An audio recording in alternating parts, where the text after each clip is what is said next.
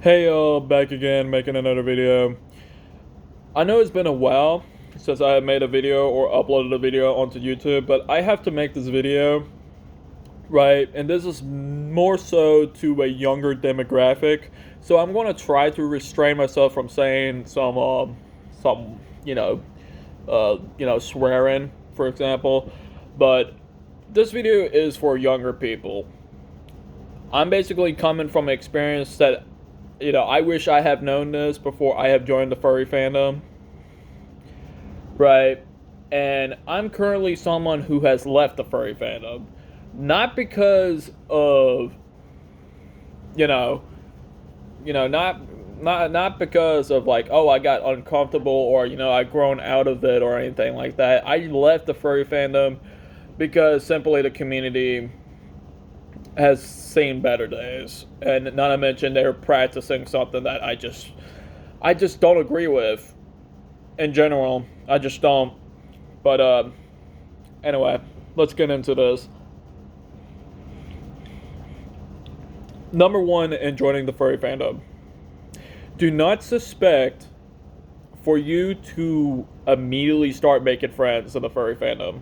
You may socialize out there on Twitter, X, Blue Sky, if you happen to not be in my state where it's banned for the most stupidest reasons, or whatever, do not suspect that you're going to immediately start making new friends right off the bat.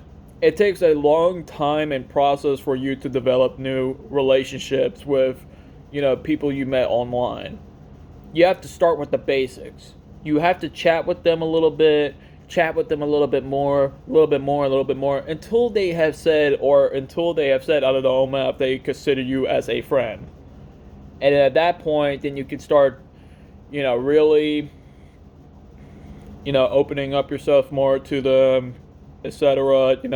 Start talking to them on Discord. That's basically what you want to do. You don't want to just come up to someone that you have never met before and be like, hey, I want to be your friend. Because more likely than not, they're probably going to just say, well, I only talk to people who I met. And then they're probably going to close the door in their face. It's one of those things that, like, you shouldn't have to, tell people what you really need to do if you really want to be their friend. But apparently a lot of young people don't get that. Surprisingly, that one simple thing. I guess it's because, they really want to get to know someone, whether they know them by watching their videos or something. For example, like a poppy fur, which I'm not gonna lie, poppy furs fucking ruined the fandom.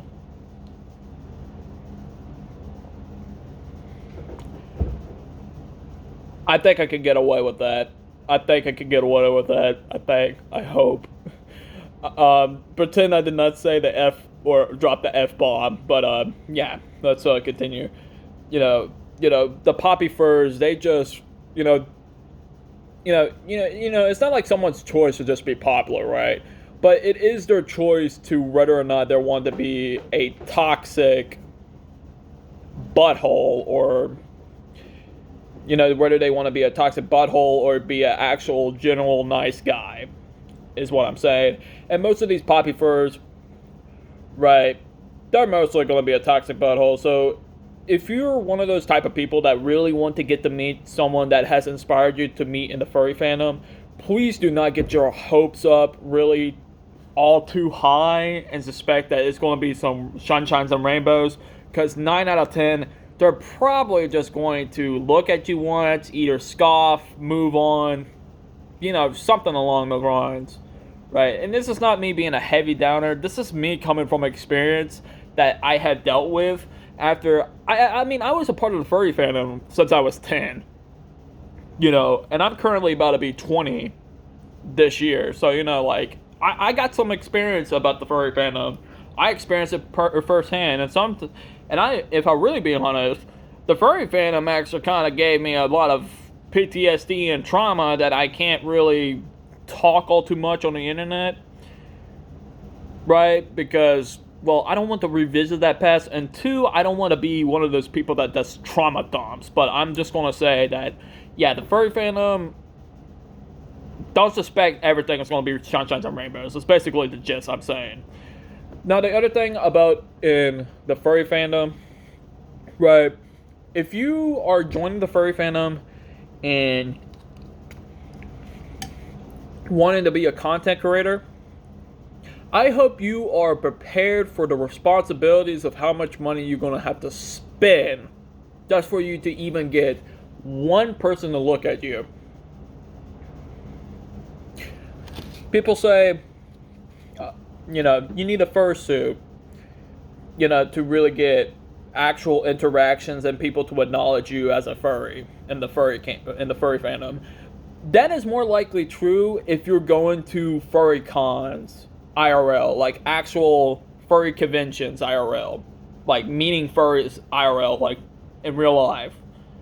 That is where that principle really applies true. But most people nowadays, because of VR chat, of course, it became more so of the social circle that furries prefer going to when there isn't no furry, convention. So you basically, what I'm saying in a nutshell is that if you have an Oculus Rift anywhere or whatever, and you're gonna play,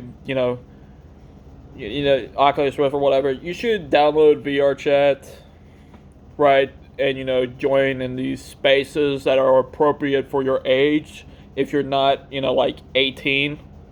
If you're not 18 and you're going into places like where all this NSFW stuff is, okay, I'm just gonna say, big no-no on your part. Two, big no-no on whoever runs it that actually just like, oh yeah, come on in. Which I'm gonna tell you this, there's a lot of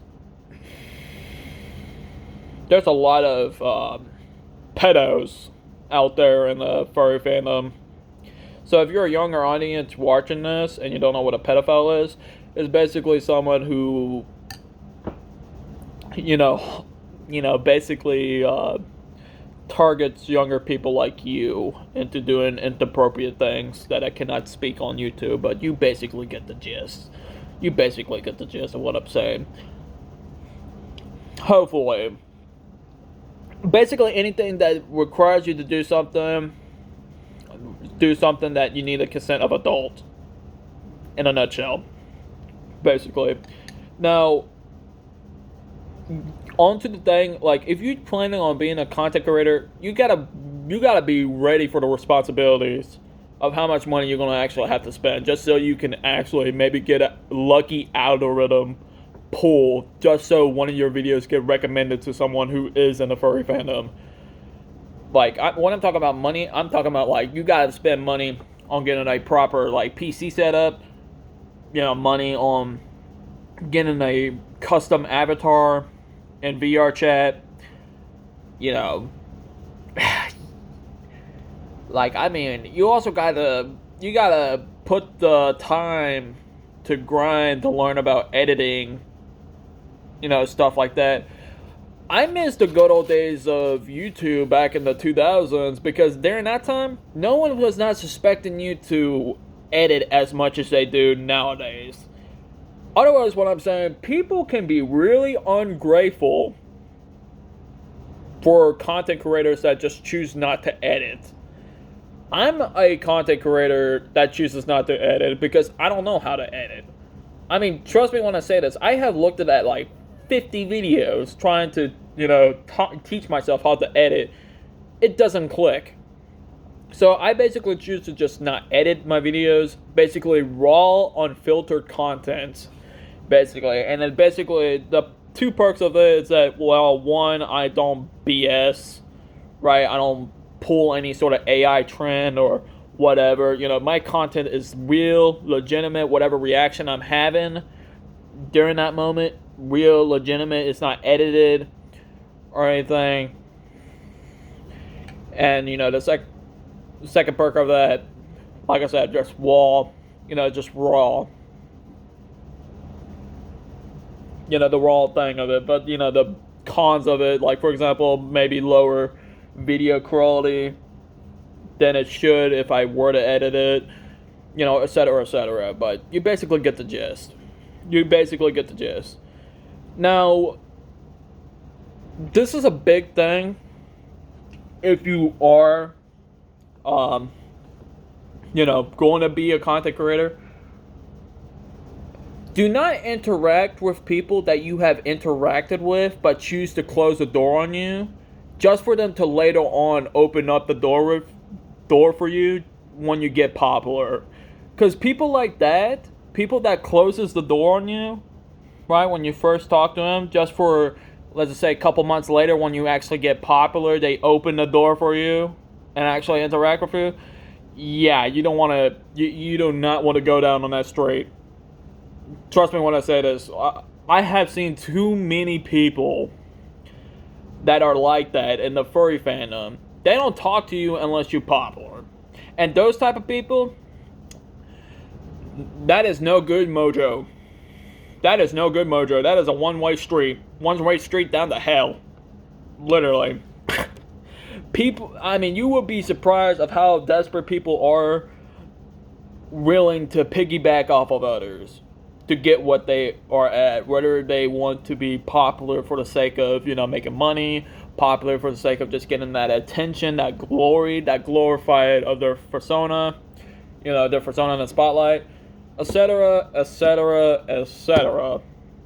But the main thing for you, the young person, whoever watches this, planning on about to join the furry fandom, if someone opens the door for you, if someone closes the door on you when you first interact with them, just for later on for them to open up the door for you when you get more popular, do not interact with them whatsoever. Don't even try to see what is at the end of the tunnel, because I tell you, it's a bunch of manipulation going on when it comes to situations like that. And like I said, it's no good mojo. And also, if you may be wondering why am I messing with my nose so much, it is itchy. Like, itchy.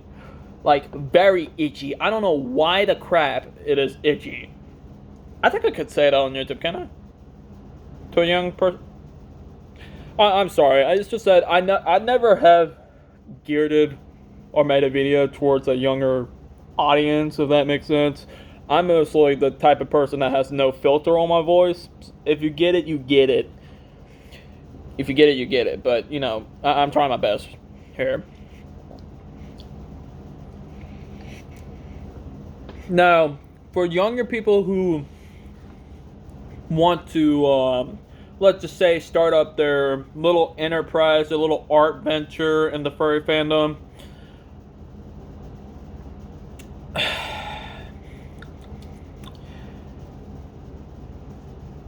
one, do not trace somebody's art.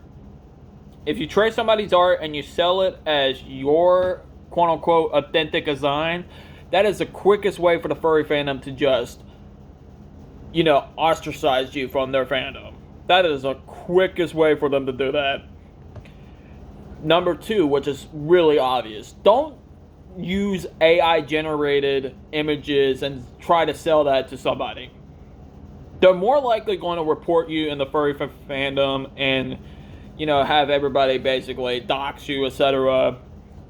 And, you just don't want to deal with that. Basically, what I'm saying is you want to be a good actor in the first place. If you're really going to be, trying to sell commissions in the furry fandom. If you're really trying to sell, furry commissions within the furry fandom, do it honestly. Do it with a straight face, right? Don't pull any shady crap. Have the right posture. You treat it like a business, because that's the best way to treat it, is a business, because you're selling your time and your labor to draw whatever that person wants you to draw. And the thing with people on this, if someone closes the door on you when you first interact with them, just for them later on to open up the door for you when you get popular, but this time is when you get popular because you're making good art. You want to go down that road for the sake of a business opportunity. Don't try to go down that road and try to suspect some sort of, sunshine and rainbows. Like I said, that's a no joke. But if you're going down that road just to have a business opportunity, then proceed it. But if the person wants to be really weird and try to guilt trip you into getting something for free, immediately block them. Immediately block them. Close the door on them. Move on. Eventually they will get the hint, and just that people are just, people are not just some tools that you can just use for free. People are just people. People are human beings, and, they got their own essential needs in life. And that's really kind of the thing I'm trying to drive in to y'all, whoever may be watching this, when it comes to the furry fandom. People are in a rough situation like this, even though they can theoretically afford, fursuits that are up in the $10,000. That doesn't mean that they're out of the hole. I mean, the way how this economy is going for the United States, right? I don't know how it is over in Europe, but I do know censorship over in Europe is bad. So as Austria, Australia, etc. But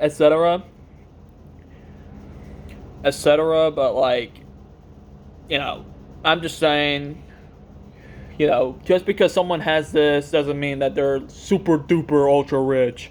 Unless you see them pulling it up in a Lamborghini, then at that point, yeah, they're super duper rich. And those are going to be the more likely the type of people that are probably going to get ostracized from the fandom because they're just trying to flex or crap on somebody else. If they're pulling up in Lamborghinis at a furry convention. And I have seen that in real life too. Man, there was this one douchebag that I met actually. He had a similar persona to Bardic. I think that's how you pronounce his name.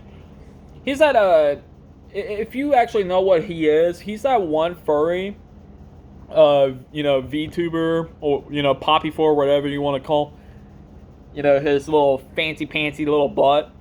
But someone actually had a very similar persona to him, and instead of the blue going around, it was purple, if I'm not mistaken, on his fursuit. And basically he pulled up in this Lamborghini, revved it, got that crackle and pop, making everybody look at him, being one of those type of people. And he was just he was weird, but he was also just being a douche. I don't think he was intentionally trying to be a douche, right? From the way how he was acting, but he still ultimately came off as a douchebag to me and a couple other people at that furry convention. But yeah, the most important thing, just don't do stupid stuff in the furry fandom, and you'll be okay. But anyway, I think I have said I think I need to say on this video. I hope you have a good adventure in the furry fandom. Hopefully it's a better path than mine. But yeah, I will see you next time. Bye-bye.